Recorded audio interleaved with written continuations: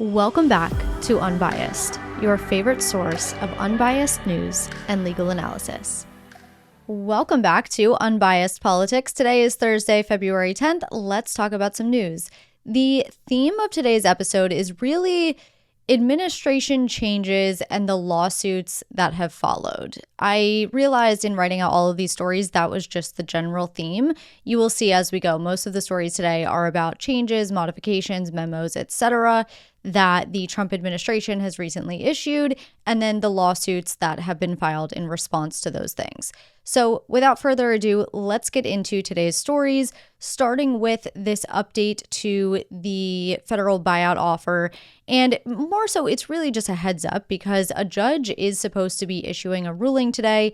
As of 3 p.m. Eastern time, that ruling had not been released, but I want to catch you up to speed just so you know what's going on when that ruling does ultimately come out.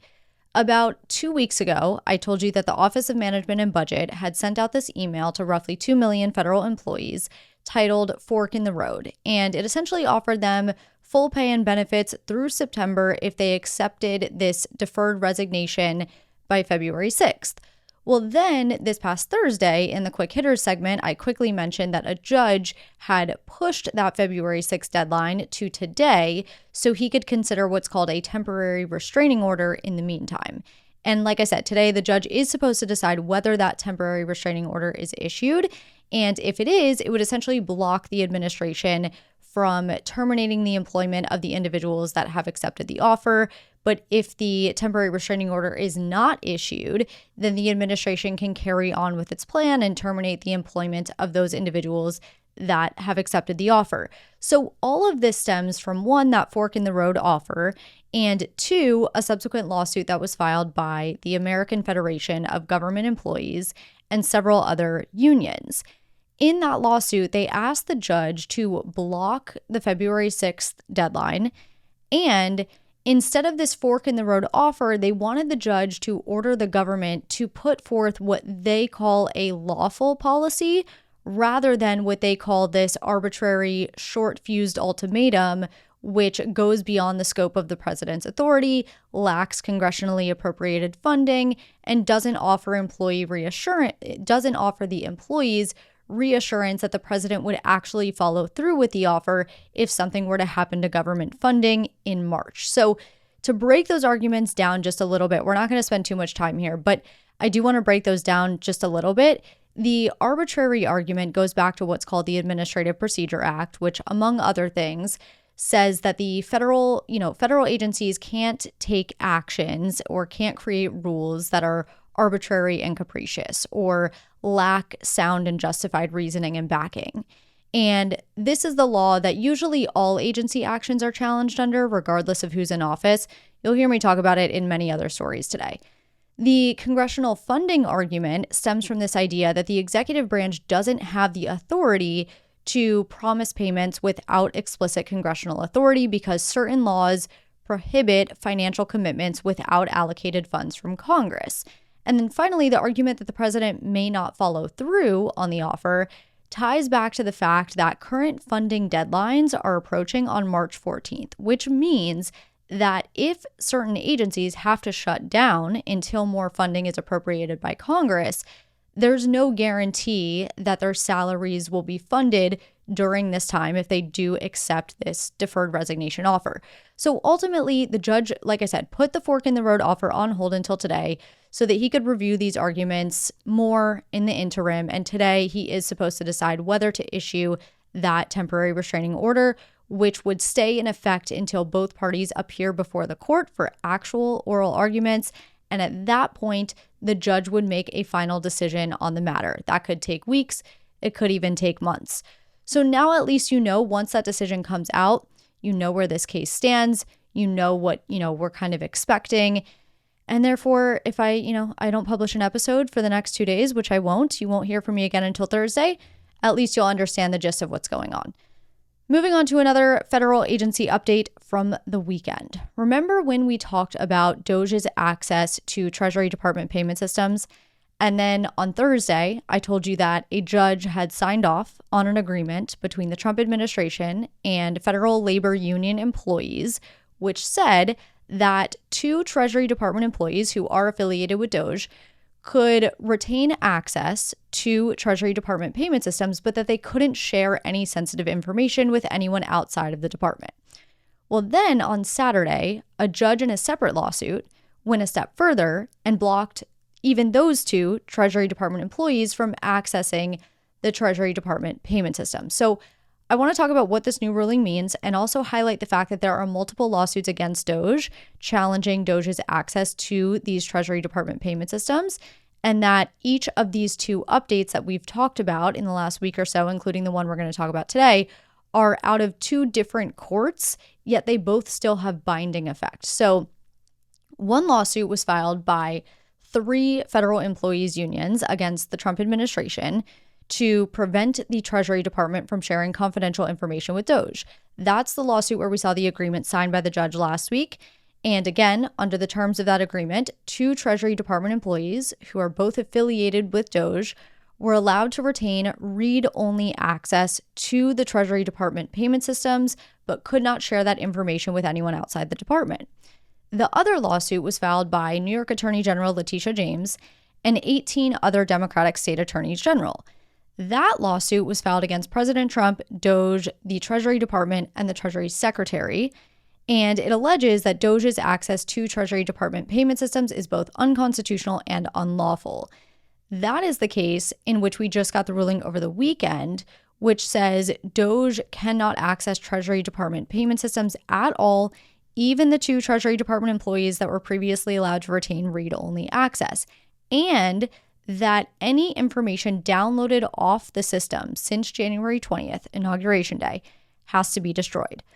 A couple of things to keep in mind here. Like I said, these updates stem from 2 different cases out of 2 different courts. With that said, whichever order or ruling is more extensive is the one that the parties have to abide by. So while last week's agreement said that the 2 Treasury Department employees can still retain access to Treasury Department payment systems, this more recent ruling goes further and says, no, even those 2 Treasury Department employees cannot access Treasury Department records due to their affiliation with DOGE, and any information that's been downloaded off the Treasury Department payment systems since Inauguration Day has to be deleted. Now, it's unclear what, if any, information has been downloaded off the payment systems because, like I've said, those 2 Treasury Department employees were given read-only access, so we don't even know if they were able to download anything. But if they were able to, it has to be deleted per this new ruling. So that's the update there. No access to Treasury Department payment systems, at least until one of the 2 judges issues a contradictory ruling, or a ruling whether it's contradictory or not. And we know that there is another hearing coming up on Friday, so we'll see what happens there. But it is looking like the judge will uphold the block on DOGE's access to Treasury Department payment systems. In some other news, the Trump administration has been sued over one of the president's recent executive orders, which says that the State Department cannot issue passports with an X gender designation.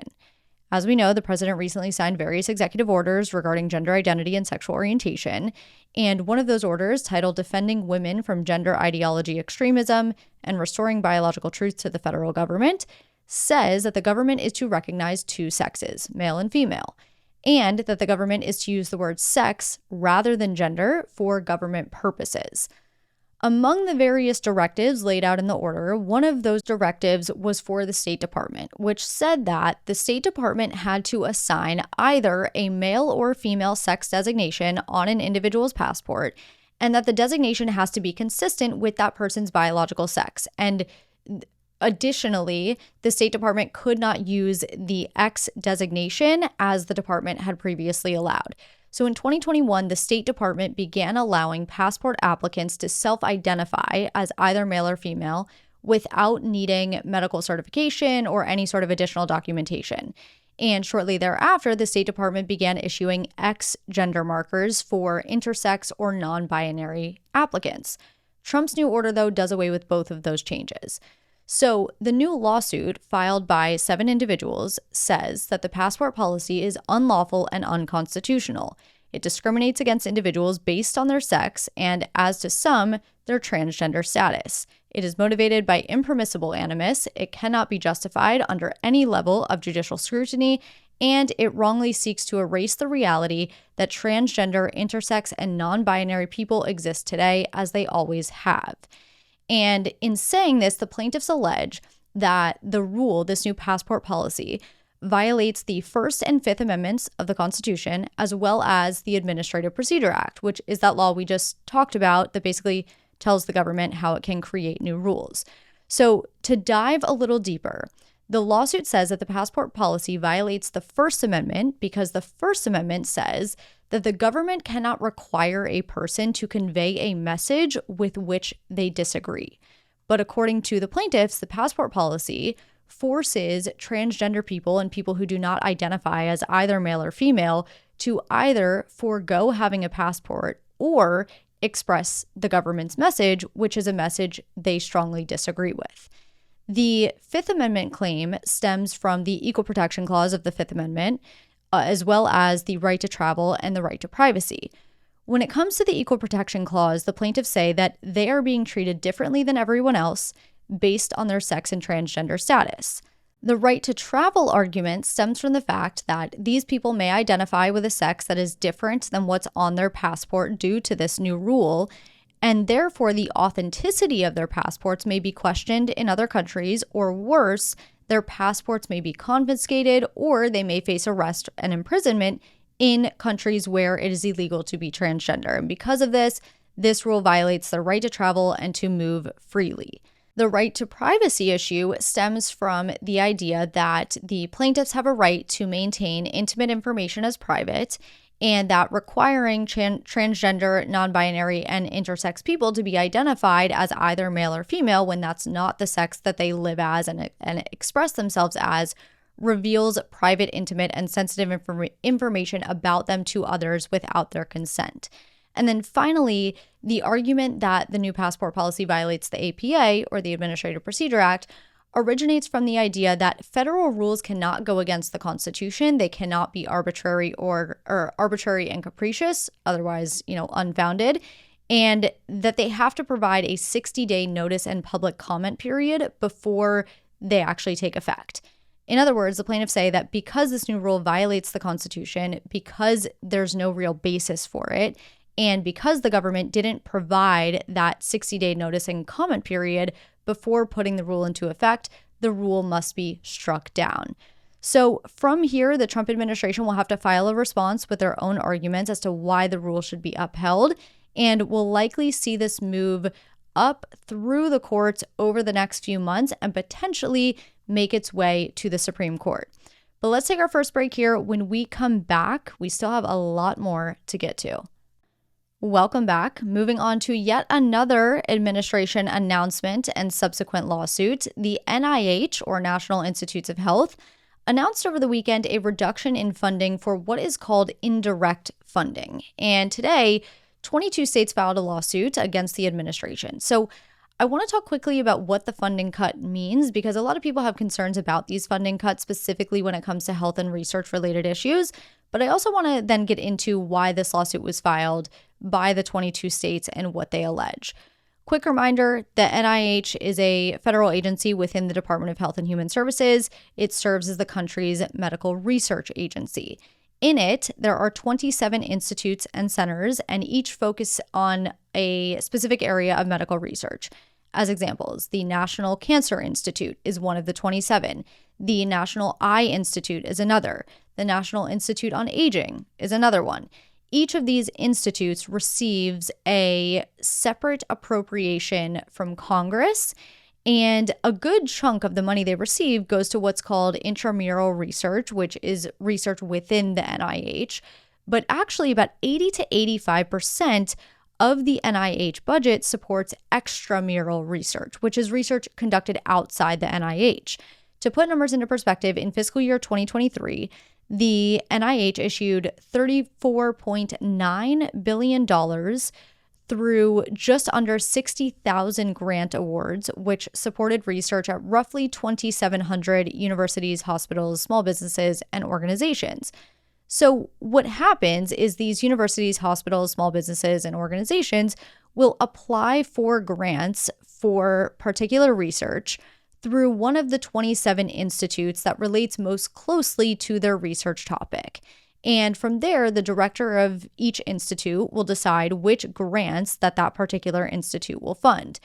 Now, when these places or entities receive a federal NIH grant, let's say it's $1 million per year, the place that houses the research, whether it be a hospital or a university, whatever, will receive an additional percentage for what are called indirect costs. And this is things like, administrative support, IT infrastructure, accounting, building maintenance, etc. And these rates are negotiated between the granting institute and the university or research institution that's housing the research. Up until now, these indirect funding rates would be, on average, around 27% of the total grant award, but could get as high as almost 70% for certain universities and hospitals like Harvard and Yale. So this new announcement that was made over the weekend caps the rate for indirect funding at 15% of the total grant award. Currently, about $9 billion of that roughly $35 billion number I gave you for grants in fiscal year 2023 was allocated to indirect costs. So the NIH is saying that the new cap of 15% will save about $4 billion annually, which means that indirect funding will be closer to $5 billion of the total grant awards rather than $9 billion. But again, it all depends on what the total grant award amount is. And again, keep in mind that indirect funding covers operational expenses that are needed for research, but not directly tied to the actual research, right? So again, things like IT infrastructure, building maintenance, administrative support, etc. Whereas direct funding, which was not affected by this memo at all, covers costs directly related to the research project. So salaries for researchers and lab assistants, equipment, materials, travel expenses, etc. In coming to this decision, the NIH's Office of Policy for Extramural Research Administration, or OPRA, said that it arrived at the 15% indirect rate by looking at the indirect cost rates at various private foundations that fund research grants, things like the Carnegie Corporation of New York, the John Templeton Foundation, and the Gates Foundation, which all have maximum indirect cost rates of between 10 to 15%. In its memo, the NIH wrote, quote, "The United States should have the best medical research in the world. It is accordingly vital to ensure that as many funds as possible go towards direct scientific research costs rather than administrative overhead." And this change took effect today. Now, to quickly give you the other perspective, the University of Connecticut released a statement following the NIH's decision, which says in part, quote, "NIH is reducing its indirect recovery rate to 15% on current and future grants effective Monday, which represents a substantial decrease from our current negotiated rate of 61% for the 61% for the university and 66.5% for the hospital. If implemented as announced, this change will impair our ability to produce innovative research that benefits all parts of society and place a significant financial strain on the university. There are still many unknowns, like whether there will be any actions to pause implementation and whether other federal agencies will follow suit. We, along with our colleagues across the country, are quickly assessing the full impact of this change and anticipate this change likely will be legally challenged." The Association of American Medical Colleges also released a statement saying this decision by the NIH was harmful and counterproductive and would diminish the nation's research capacity. So, in line with these perspectives, 22 states filed a lawsuit today, arguing that the rate cap violates the Administrative Procedure Act, which we should be familiar with at this point in the episode. For one, the states argued that the rate change is arbitrary and capricious because the notice from the NIH failed to identify a basis for the rate cap, because it failed to account for the substantial reliance interest grant recipients have in terms of grants awarded, because it failed to recognize the practical consequences of the cap, and more. The lawsuit also says that the rate cut goes against federal law because there's a 2024 law called the Further Consolidated Appropriations Act of 2024, which says that in making federal financial assistance, the provisions related to indirect costs shall continue to apply to the NIH to the same extent and in the same manner as such provisions were applied in the third quarter of fiscal year 2017. In other words, Congress would need to pass a new law that revokes the current law in order for the NIH to modify provisions related to indirect costs, something Congress has not done yet, and therefore the plaintiffs say this new rate cut is unlawful. As with any lawsuit, and as we talked about in the previous lawsuits we've talked about in this episode, the Trump administration will now have to file a response explaining why the rate cut should stand, and this, like all the other lawsuits, will have to play out in the courts. Now for the next story, President Trump said last night that he has directed the Treasury Department to stop minting new pennies. So last night, the president wrote on Truth Social, "For far too long, the United States has minted pennies which literally cost us more than 2 cents. This is so wasteful. I have instructed my Secretary of the U.S. Treasury to stop producing new pennies. Let's rip the waste out of our great nation's budget, even if it's a penny at a time." Last month, DOGE shared a similar message on X, writing, "The penny costs over 3 cents to make and cost U.S. taxpayers over $179 million in fiscal year 2023. The mint produced over 4.5 billion pennies in fiscal year 2023, around 40% of the 11.4 billion coins for circulation produced." And we'll touch on those numbers a bit more in a minute. But going back to 1989, lawmakers and presidents have been saying the same thing. In 1989, a law was introduced to round cash transactions to the nearest nickel, though that did not pass. And more recently, in 2013, President Obama said that anytime we're spending more money on something that people don't actually use, that's an example of something we should probably change, referring to the penny. So here's the thing. The mint loses money on the penny, and the nickel, for that matter, and the penny remains the highest share of coins minted. In 2024, the number of pennies minted accounted for 57% of all coins produced that year. And while it's true that the penny is the third largest annual revenue generator when it comes to coin revenue, penny revenue is really not much when compared to the quarter, which is the biggest revenue generator. The penny generates roughly $32 million in annual revenue for the mint. The dime, which is the second largest annual revenue generator, generates about $84 million in annual revenue. And the quarter generates almost all coin revenue, bringing in just over $400 million annually. In its 2024 annual report, the U.S. Mint reported losing $85.3 million on nearly 3.2 billion pennies that it produced in fiscal year 2024. It noted that every penny cost almost 4 cents to produce, which is up from 3 cents the year before. The nickel, which obviously isn't too relevant to the story, but it's an interesting fact, cost nearly 14 cents to make, despite it only being worth 5. If the United States were to discontinue the penny, and we'll talk about what would have to happen, but it would join many other countries who have done away with their 1 cent coins. Canada stopped minting its 1 cent coin in 2012. Australia stopped minting its 1 and 2 cent coins in 1992. Switzerland stopped producing its 1 cent coin in 2006. The Bahamas stopped in 2020. Basically, the only countries still using a 1 cent coin are us and the UK. In fact, when Canada stopped producing its penny in 2012, its production cost was 1.6 cents per penny, which is obviously way lower than what the production cost currently is here in the United States. And for the last 19 years, the cost of producing the penny has exceeded the actual value of the penny. So to many people, the idea of eliminating the penny makes total sense. You know, why produce a coin that costs more to make than it's actually worth? But for purposes of sharing both sides of the coin, get it?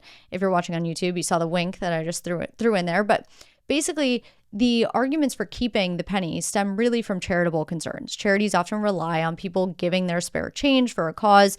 You know, these charity boxes we see at store checkouts or the buckets that are held by the on-street collectors. And without spare change, the charities would suffer. There's also the importance of spare change to those that are homeless. As we know, people are more likely to give their coins to a homeless person rather than giving bills. But these arguments actually more so apply to coins generally, not necessarily specific to pennies, because even without pennies, we'd still have spare change, but just not as much. Spare change would still exist though. But some say too that eliminating the penny wouldn't actually save money, but instead make it so more nickels would have to be produced to compensate for the elimination of pennies. And as we talked about, nickels cost more to produce than pennies do. So the argument is that eliminating pennies would actually cost more due to an increased demand for nickels. Now, as far as what would have to happen for penny production to actually come to a halt, it's possible that the Treasury Secretary has the authority to pause new penny production, but full discontinuation of the penny would most likely require an act of Congress. So stay tuned there. If anything develops, I'll keep you updated.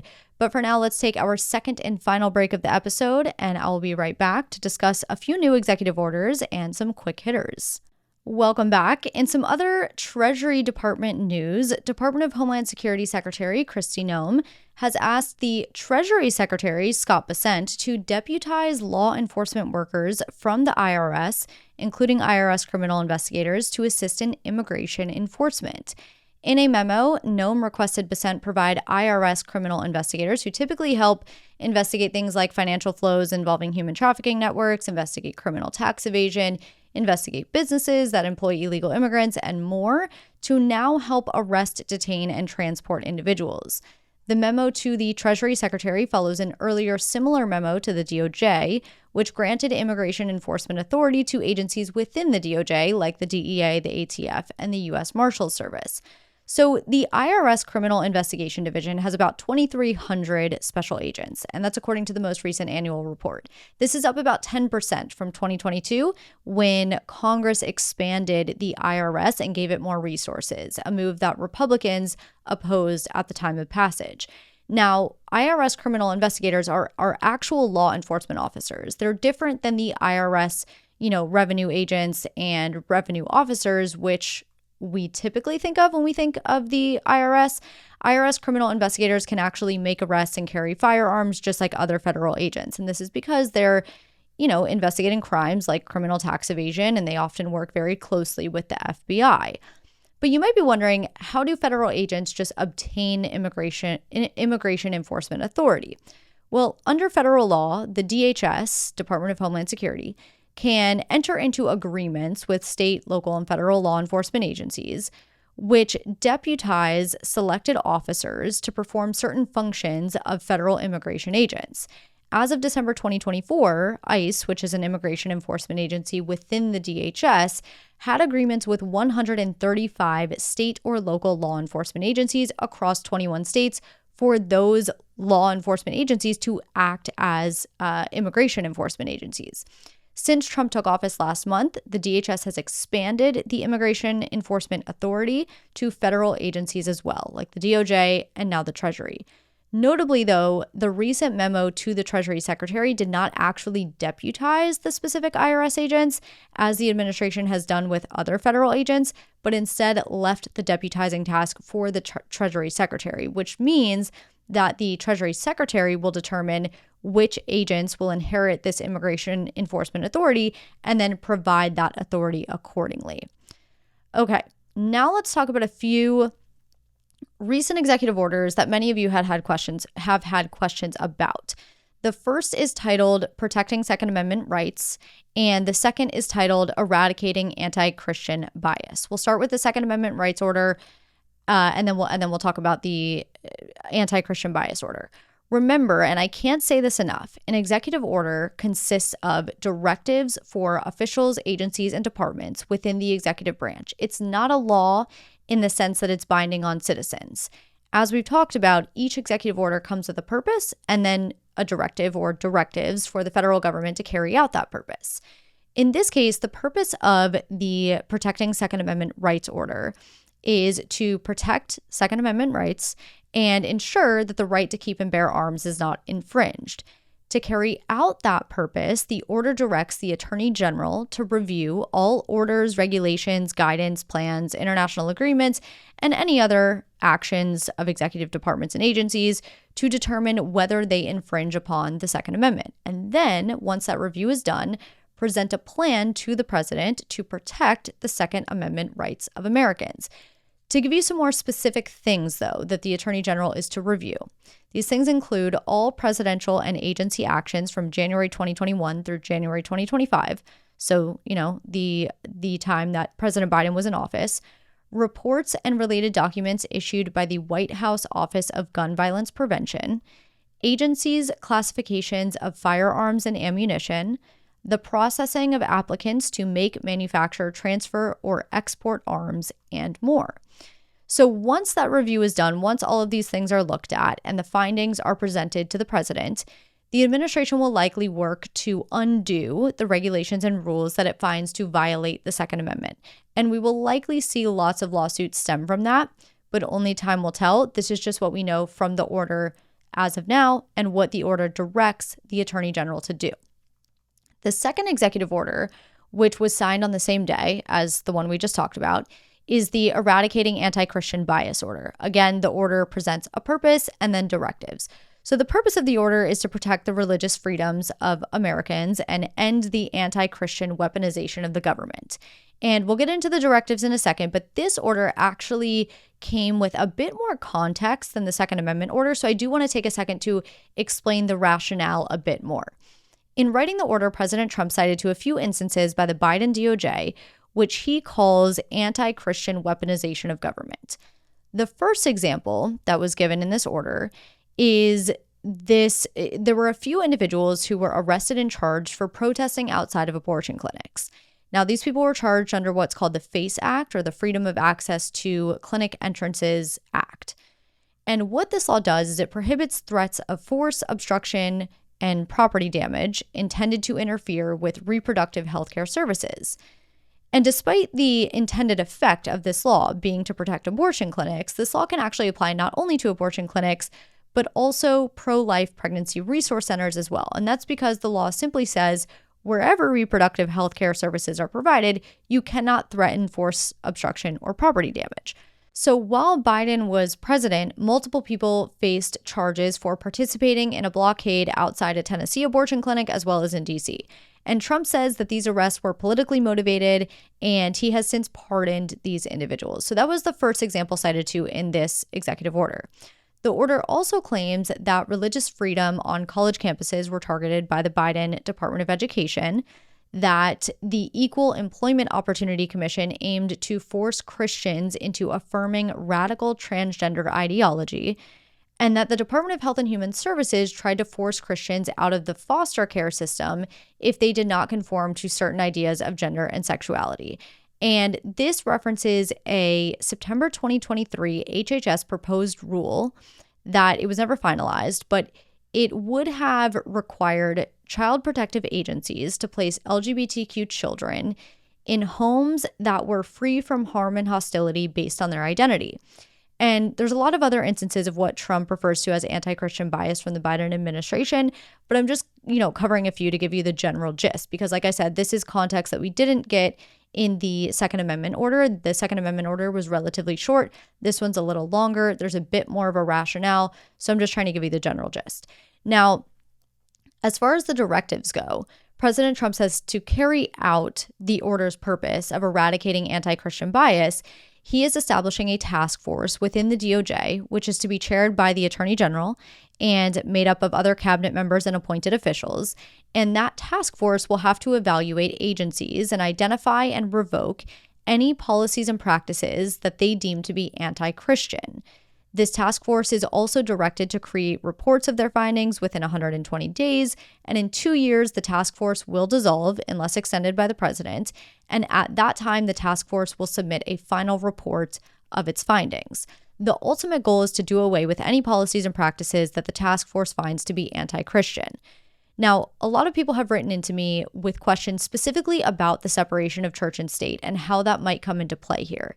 And there are a couple of things worth noting. One, the principle of separation of church and state actually is not in the Constitution. Many people don't know that. But the separation of church and state is a principle that stems from the First Amendment, which prohibits the establishment of religion. It prohibits actions that unduly favor one religion over another, and it protects the free exercise of religion. So over time, courts have interpreted the First Amendment to carry this idea of separation of church and state, which is the principle that the government should not interfere with religion, whether that's by establishing a national religion, whether that's by favoring one religion over another, or whether that's by excessively involving itself in religious practices. Now, the reason I say that it's not explicitly in the Constitution is because that means there is no bright line rule for when it comes to what religious practices are allowed in the government and how far the government is able to entangle itself with religion. Even the founding fathers disagreed as to the exact meaning of no establishment under the First Amendment. It's why there are religious phrases all over government buildings, including the Supreme Court, yet teaching from the Bible in public schools is not allowed, though that's also something being challenged right now too. The lack of a bright line rule essentially means that it is up to the courts to determine on a case-by-case basis what crosses that unspoken threshold of too much entanglement. So all this to say that if this executive order were legally challenged, it would be up to the courts to decide whether the order is permissible under the First Amendment or whether the order goes too far in favoring Christianity over other religions. In other words, whether establishing this anti-Christian bias task force favors Christianity over other religions to the point where the task force itself violates the First Amendment. What we could also see happen is, depending on what the task force comes back with and what policies and practices are ultimately done away with, maybe those specific actions would be legally challenged, and then the courts would have to decide on a case-by-case basis which actions, violate the Establishment Clause of the Constitution and which do not. But all of this will play out in time, just like everything else. Now let's finish with some quick hitters. President Trump signed a proclamation today announcing the first ever Gulf of America Day. Note that this is not a federal holiday because the establishment of a federal holiday requires an act of Congress. Presidents often sign these proclamations announcing these kinds of public holidays, but really not much changes. Other public holidays that have been created by presidential proclamation include Religious Freedom Day, National Maritime Day, Loyalty Day, Transgender Day, Visibility, Family Day, the list goes on. In other news related to President Trump, he has said that he intends to impose 25% tariffs on steel and aluminum imports, as well as some reciprocal and retaliatory tariffs, but we don't know that much as of 2 p.m. Eastern Time today, so I will refrain from making it a full story until there's more to cover. I just wanted to give you the heads up. And finally, a federal judge in New Mexico has blocked ICE from sending 3 Venezuelan migrants to Guantanamo Bay. As we've talked about in recent weeks, the Trump administration has been sending migrants to Guantanamo Bay, the holding facility there, for purposes of detainment. However, the lawyer for these 3 migrants told a court that while the detainees fit the profile for those that the administration has prioritized for detention in Guantanamo, that being Venezuelan men with quote-unquote false charges of connections to a Venezuelan gang, the mere uncertainty surrounding the availability of legal process and counsel access is sufficient to block ICE's attempt to send the migrants to Guantanamo. The judge ultimately agreed with the attorney and issued a temporary injunction, but the judge will hear more arguments in the weeks to come and make a more permanent determination. And this applies to those 3 migrants, by the way. It's not a total ban on sending migrants to Guantanamo. That is what I have for you today. Thank you so much for being here. As always, have a fantastic next couple of days, and I will talk to you again on Thursday.